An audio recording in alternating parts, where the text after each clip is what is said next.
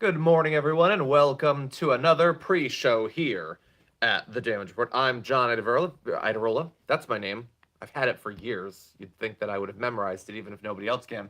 Anyway, thank you for being here. I'm back in LA, back in the studio, ready to jump into the news, which is, in some cases, fun. We have a Nancy Pelosi story that's a little bit wild. I'm going to enjoy that. In some cases, a little bit devastating, but we get to talk about candy. We get to talk about fake assassination attempts, which I prefer to talking about real assassination attempts. So that's fun. But thank you, everyone, for being here. We're going to jump into the news in just a sec, because we unfortunately only have like 7 minutes because someone didn't plan ahead. So please hit the like button if you haven't already. Looks like a good portion of you have, but let's see if we can get that even higher. First of all, continuing to track the COVID situation. It is looking like those numbers continue to go down. Overall case count down, I'm going to say something like 40% from the high. Would love to see test positivity get back down to 10%, but we're not quite there at 12%. So we have that. I want everyone to be on guard, not only for the COVID situation, but also because you might not be drinking what you think you're drinking. Fireball is in trouble because its mini bottles of Fireball aren't actually whiskey, and they're now being sued over it. This is the Fireball Cinnamon, which they sell in little bottles at like gas stations and stuff. They can't otherwise sell alcohol. It's not actually alcoholic. It's just a cinnamony liquid. And they say, well, we never said that it was alcohol, but that's what you guys are. Fireball is alcohol. You can't just sell a different liquid and obviously pretend that it's the alcohol. That seems so dishonest.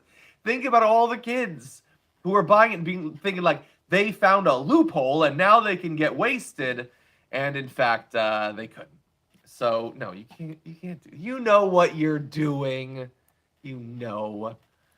Anyway, there was an article that came out advising people that one way that you can fight back against carbon emissions and try to lower your carbon footprint and everything is to drink less coffee.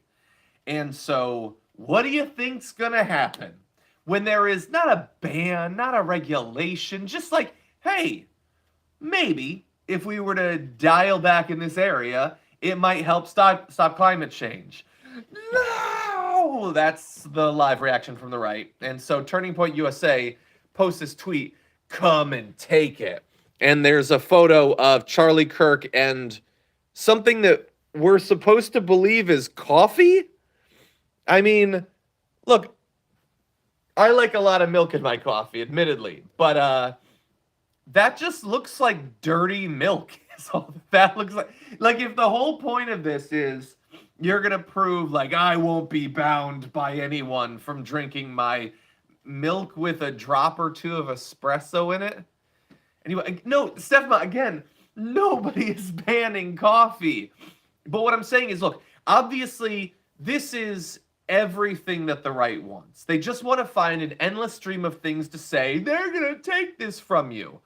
And then focus on that, and don't focus on the fact that climate change is going to fucking take a lot of things from all of us. And that's not going to be some government bureaucrat coming to our door. It's just not going to fucking happen. Crops not able to be produced. All of that. We're going to be devastated by it. Don't think about that. Don't focus on that. Focus on the fact that Dr. Fauci is going to take your mocha latte from you or something. It's fucking stupid. And also, again, it would be one thing if the right was like, okay, obviously, climate change is happening, but we need to balance the need to deal with it with the rights of consumers or something. No, that's not what they do. They say, we will do literally nothing to stop climate change from progressing as aggressively and as fast as possible. Any fucking thing you can come up with that in theory might like lower the amount of pollution that we produce, let alone the amount of carbon that we emit. Literally anything. No, I'm going to do even more of that right now. And this is the conservative party, the party that's supposed to conserve things. Not big fans of that. For instance, and by the way, in a self-destructive way. Oh, hold on. Eric says, tell us to like the stream. You should be liking the stream, damn it. We're going to get into Marjorie Greene having no idea how literally anything works in just a sec. But what I'm talking about here with the lack of any willingness whatsoever to even accidentally aid the fight to stop climate change, they're willing to hurt their own people. Aggressively so. And I don't just mean like, with the stoves or whatever. Hey, Janet, how's it going? I'm talking about like Glenn Youngkin pulling Virginia out of the running for a Ford battery plant because Ford is a front for China or something. So the idea is Ford now is communist. So we don't want to produce batteries locally because that'll help the other country. But it's jobs here. It's jobs for your people. Like, again, we can be the world leader in so many of these different technologies. We can benefit and produce these things and probably drive down the cost of those automobiles as well. It can be a win-win, win-win-win, except that they have spent literally decades poisoning the well. And so some other state, I guess, will get this battery plant. We're going to need them. We're going to be producing a lot of electric cars. Just not Virginia, I guess. So, congratulations on getting Glenn Youngkin in so that he can screw you all over and you can have less jobs. That's fun. Okay, really fast. Rialan says, hey, 25 months. Thank you. Welcome back, John. Can you wish a belated B-Day to OG Dragon? Happy birthday. On Pitchfork's Dragon. P.S. Could we change the color of the Dragon member badge maybe every 6 months? That is a good idea and a good question. I don't know, but I will look into it. I do like that.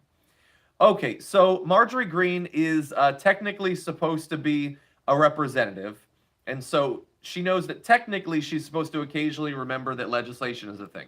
So Tucker Carlson is talking about Antifa because he understands that the side of the aisle that he represents is wildly violent.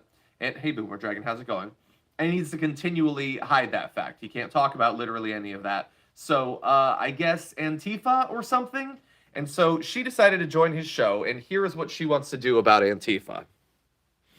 Did they show up and start burning buildings and flipping over police cars, and no one knows who they are or who's paying for this? How can that be? Well, Tucker, you laid it out just perfectly. And I think, honestly, America is sick and tired of Antifa. Look at what they've done over years now. Just from 2020, they're responsible for nearly $2 billion in damage and many people dead. But the war is against the police, and the reason why is because Antifa is the ground troops of the Democrat Party. Not only are they the ground troops, they breed them, they raise them, and then they bail them out of jail when they get arrested, but they never get prosecuted. And that's because, well, we know the truth. It's the Democrats in control, and it's the establishment, and it's the unelected bureaucrats that make no apologies for their support of Antifa. Well, it's time to do something about Antifa, and that's why I'm going to introduce legislation to declare Antifa domestic terrorist, because they need to be taken. Look, I'm gonna try to mostly ignore her massive grammatical issues and issues with the English language, that it's domestic terrorist. Anyway, okay, so she literally does speeches constantly about how the people who sacked the Capitol need to be let off without any consequences whatsoever. So again, it's all just projection. She knows what her actual position is for the terrorists on her side, and so I guess the Democrats do that. I guess Nancy Pelosi wants violence in the streets. Nancy Pelosi and the other Democrats who literally just want the status quo. They want economic dominance for their donors and no trouble for that. Anyway, so now she's going to do legislation to declare Antifa a terrorist organization. Now you might think, well, John, you're getting worked up about that because you're on the side of Antifa. No, that's not why I'm getting worked up. What I'm getting worked up is, what the fuck does that even mean? It's not an organization. The Proud Boys are an organization. The Oath Keepers are an organization. The 3%ers are an organization. They have actual members. They have meetings. They have leaders. Antifa is a thing they call different groups. It's not a group, okay? Who's breeding them, first of all? And what do you even mean by... Are you using that like as the internet slang? Are they sleeping with... Anyway, what does it mean to declare it? So what, people who wear black? people who wear black masks. First of all, you're going to catch a lot of right-wing groups in that.